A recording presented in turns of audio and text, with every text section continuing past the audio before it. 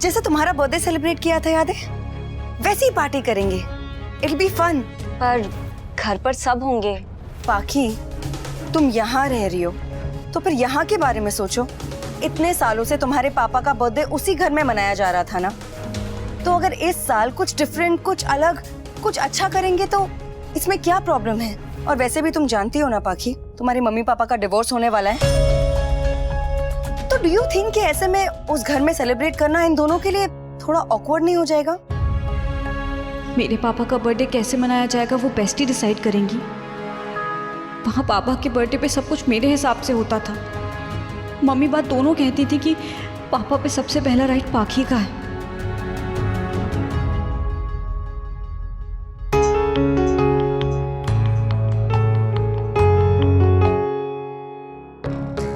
भी एक बात कहूँ, इस साल तुम्हारे बर्थडे पे हम दोनों, सिर्फ हम दोनों साथ नहीं हो सकते क्या?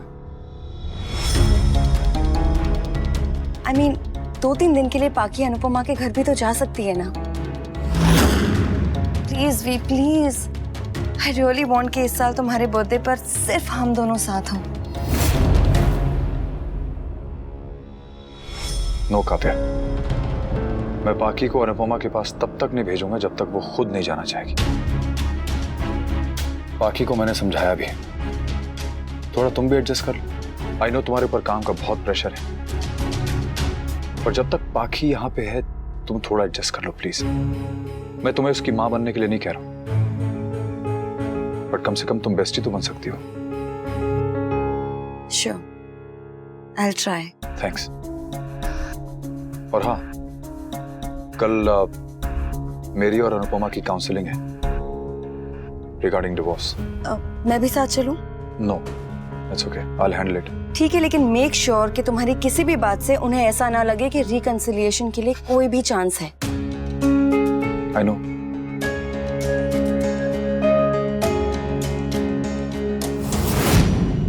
वो जो काउंसलर होते हैं वो लोग वहाँ क्या पूछते हैं, होता क्या है वहाँ पर, करना क्या पड़ता है उधर? हाँ, तुम दोनों को कुछ पता है? थोड़ा बहुत आइडिया है आंटी। वहाँ पे जो भी काउंसलर्स होंगे वो आप दोनों से एक साथ बात करेंगे। आपके लॉयर्स ने उन्हें आपके केस के बारे में ऑलरेडी समझा दिया होगा। फिर भी वो आपसे कुछ सवाल पूछेंगे, लाइक आप ये डिवोर्स क्यों लेना चाहती हैं एंड ऑल। सो बेसिकली वो आप दोनों की शादी बचाने की कोशिश करेंगे। यही रूल है मम्मी, करना पड़ेगा। और आंटी, वो आपको सिर्फ सलाह देंगे, ऑर्डर नहीं। अगर आप उन्हें बता देंगे कि आप दोनों को पैचअप नहीं करना है या एक साथ नहीं रहना है, तो कोई आपको फोर्स नहीं कर सकता।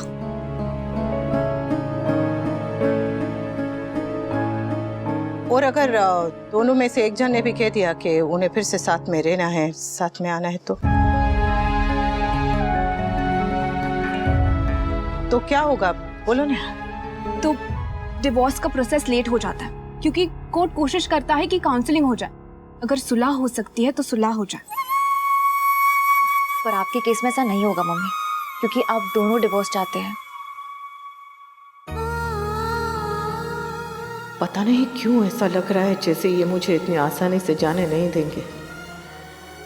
इन्होंने दूसरा रिश्ता बनाने में जितनी जल्दी की, पहला तोड़ने में उतनी ही देर कर रहे हैं। कहीं इस टूटती डोर को फिर से उलझा ना दे।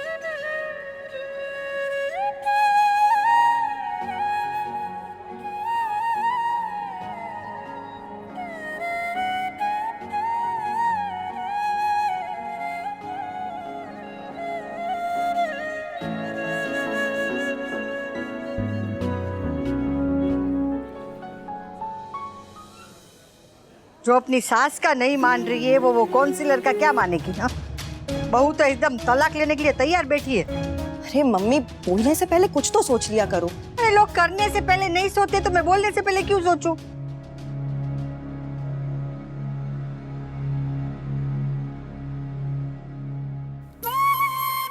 सॉरी बा, अपने बेटे और बहू को अलग होते हुए देख पाना आपके लिए मुश्किल होगा। हमारी वजह से आपको इस तकलीफ से गुजरना पड़ रहा है, उसके लिए सॉरी।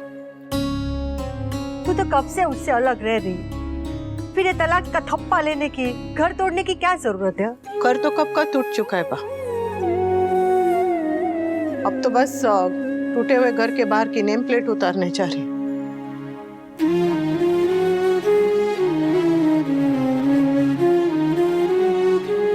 जब तक मेरे और इनके रिश्ते का नाम नहीं मिटेगा तब तक इनके और काव्या के रिश्ते को नाम कैसे मिल पाएगा? भाभी, आप अकेली जाएंगी? हाँ डोली बहन, मैंने पहले ही कहा था कि मैं साथ चलती हूँ, पर मम्मी मानी ही नहीं। कुछ लड़ाइयाँ अकेले लड़नी पड़ती हैं बेटा। जी, स्पेशली अगर किसी इंसान को लड़ने का शौक चढ़ा, पहले अपने पति से और उसके बाद स्कूल वालों से। राखी बहन से भी लड़ी थी तेरे लिए, भूल गया? तेरे लिए लड़ू तो ठीक, अपने लिए लड़ू तो गलत। क्यों डांट रही है? ये भी पाखी की तरह घर छोड़ के चला जाएगा। बा, घर छोड़ के चला जाएगा इस डर से अपने मन की बात भी ना बोलो। और रिश्ते को निभाने की कोशिश दोनों तरफ से होनी चाहिए। अगर एक तरफ से हो तो वही होता है जो आज होने जा रहा है।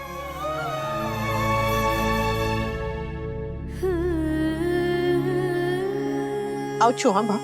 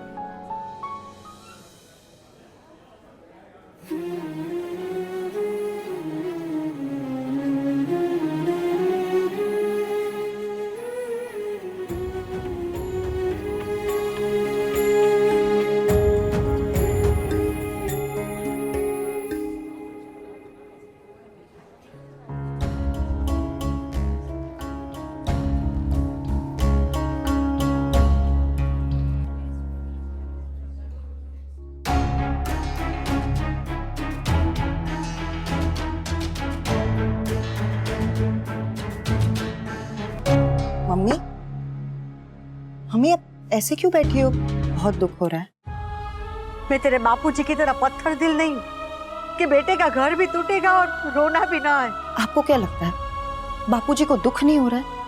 वो सुबह से जाकर मंदिर में बैठे हैं ताकि घर में कोई उनके आंसू ना देख पाए। दूसरों के घर में तलाक होते देखा था, सुना था, कभी सोचा नहीं था कि अपने घर में भी ऐसा कुछ होगा। मेरे खुद के बहू बेटे अलग हो जाएंगे। अरे इतना सब कुछ होने के बाद मुझे ऐसा क्यों लग रहा है कि ठाकुर जी सब ठीक कर देगा?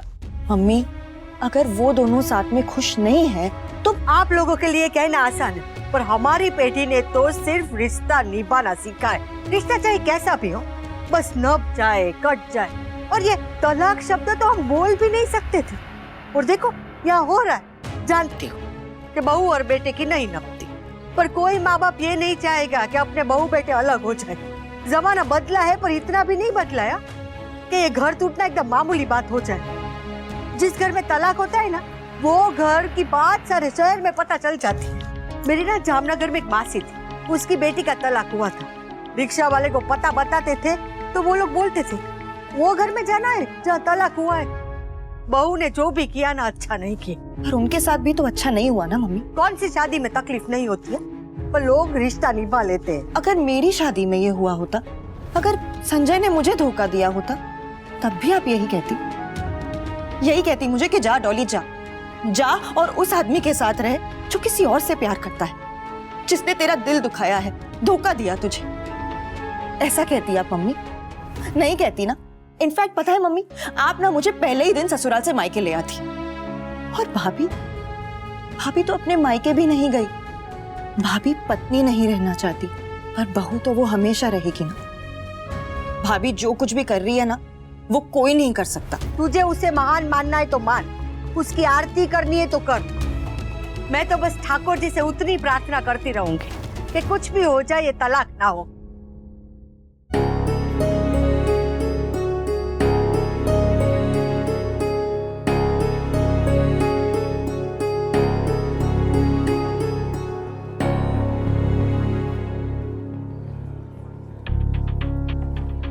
जय श्री कृष्ण। आप दोनों को थोड़ा वेट करना पड़ेगा क्योंकि काउंसलिंग के दौरान लॉयर्स को अलाउड नहीं अंदर जाना, इसलिए सिर्फ आप दोनों को ही अंदर जाना पड़ेगा। आप बैठिए, जैसे ही आपकी बारी आएगी will let you know. Thank you.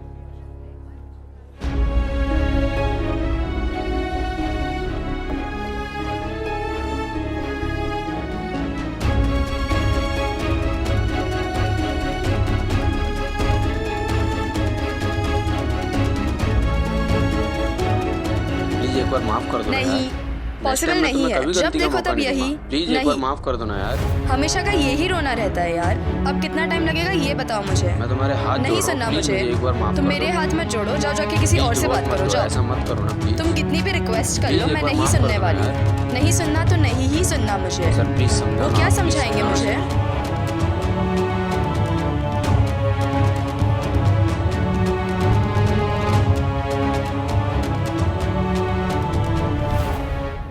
घबराहट हो रही है? नहीं। तुम्हें? नहीं।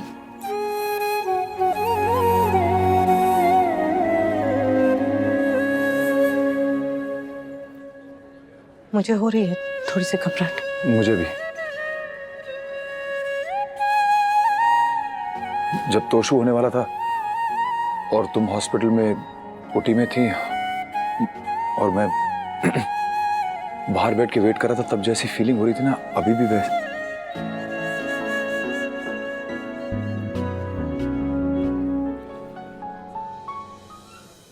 जैसे बैंडेड निकालते वक्त एक बार हिम्मत करके खींच के निकाल देते हैं। जितनी ज्यादा देर लगेगी उतना ज्यादा दर्द होगा।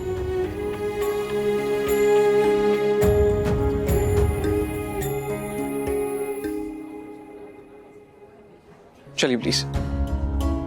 जी।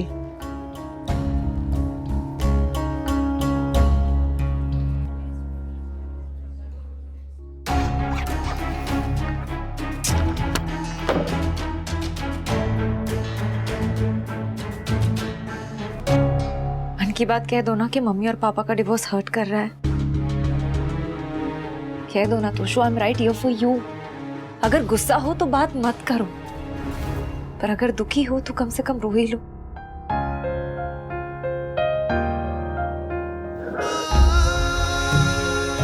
किंजल, मम्मी पापा अलग हो रहे हैं, तुम्हें पता है? बचपन में जब हम लोग फैमिली फोटोग्राफ लेते थे, बा मम्मी पापा के बीच में आके खड़ी हो गई थी और मैंने रो रो के पूरा घर सर पे उठा लिया था कि मेरे मम्मी पापा को साथ आने दो। अब मेरे मम्मी पापा कभी साथ नहीं आएंगे। जब अलग हुए थे तो पता था कि कुछ भी पहले जैसा नहीं होगा, मगर बैक ऑफ द माइंड एक उम्मीद थी कि शायद दोनों मिल जाएंगे। अब सब कुछ ऑफिशियल हो रहा है तो बहुत बुरा लग रहा है। उम्मीद झूठी भी हो और टूटती है तो दुख होता है किंजल। समर और बाकी का क्या है, छोटे हैं रो लेंगे,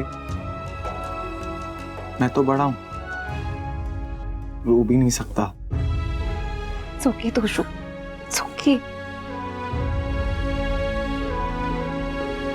एनीवे, मम्मी पापा ने डिसाइड कर लिया तो उनको मना तो नहीं सकता। सच को एक्सेप्ट करना ही पड़ेगा ना। लेट हो रहा हूं, चलता। काश मैं तुम्हारा दुख कम कर पाती तोशु। तुम्हारी इनसिक्योरिटी समझ सकती हूँ पर कुछ कर नहीं सकती। शायद जो कुछ भी हो रहा है सही हो रहा है and it's for the best. शादी के 25 साल बाद आप लोगों को डिवोर्स लेना है? 3 जवान बच्चे हैं आपके, और इस उम्र तक आते आते तो लड़ाई झगड़े होते ही रहते हैं। लोग एडजस्ट करते हैं। इनफैक्ट लाइफ पार्टनर की तो इस उम्र में सबसे ज्यादा जरूरत होती है। फ्रैंकली ये उम्र तलाक के लिए नहीं है। दिल टूटने की कोई उम्र होती है क्या? नहीं।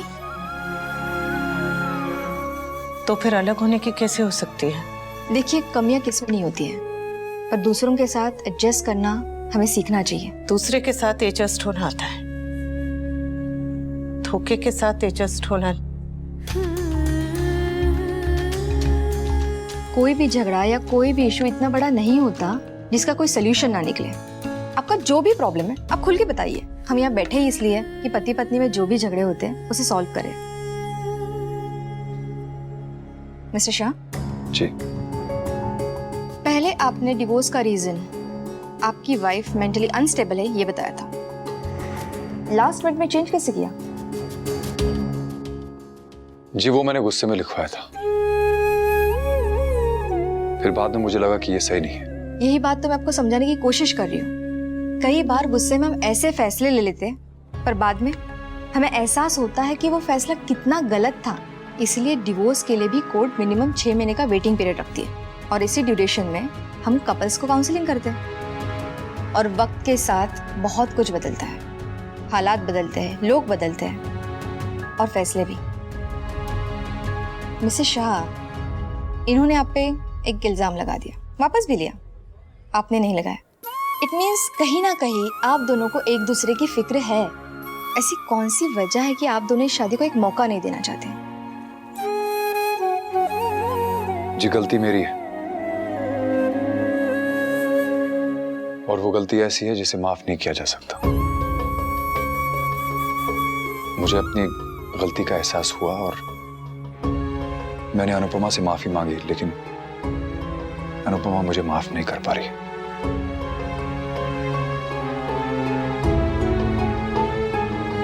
वो गलती नहीं थी, धोखा था।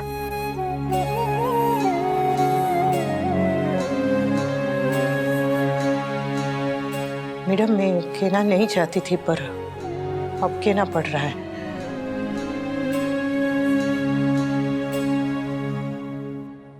इन्होंने मेरा विश्वास तोड़ा है मैडम, किसी और औरत के साथ।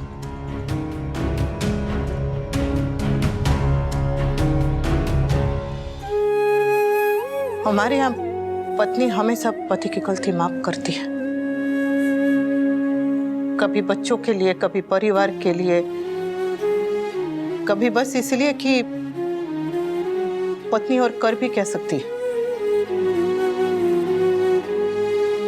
चाहे महान बन के माफ करे, चाहे बेचारी बन के, माफ तो करना ही पड़ता है।